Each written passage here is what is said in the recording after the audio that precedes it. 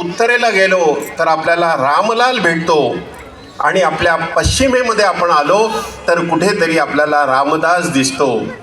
म्हणजे पूर्वेला जा, पश्चिमेला जा, उत्तरेला जा, दक्षिणेला जा, राम नामाची गंगा ही चारही बाजूने वाहते. त्या रामाला सक्रिय करण्याचं काम हे या समितीने केलेलं आहे, म्हणून त्या समितीचं मी अभिनंदन करतो.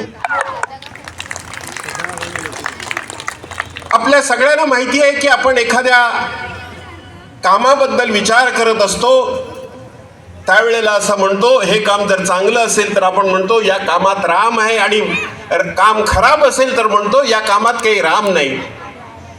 एखाद्या व्यक्तीबद्दल बोलत असतो त्यावेळेला म्हणतो या व्यक्तीमध्ये काही राम नाहीये. एखादी व्यक्ती आजारी असते आणि त्यावेळेला कुणीतरी एक त्रयस्थ माणूस येऊन सांगतो, अहो हे औषध घ्या, हे औषध रामबाण आहे. आणि ज्या वेळेला जीवनाचा शेवट जवळ येतो असं वाटतं त्यावेळेला सुद्धा आपल्या सगळ्यांची इच्छा असते की माझ्या मुखामध्ये रामाचं नाव असावं, रामनाम असावं.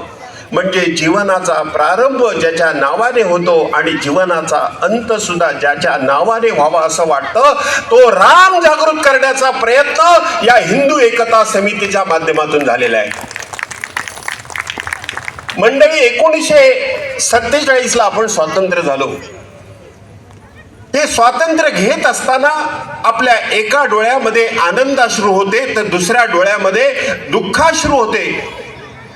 आनंद अशासाठी होतं की ब्रिटिशाच्या गुलामगिरीतून आपण मुक्त झालो होतो, आणि दुःख अशासाठी होतं ज्या मातृभूमीला मी अखंड स्वरूपात पाहिलेलं आहे त्या मातृभूमीचं खंडित स्वरूप मला बघावं लागतंय.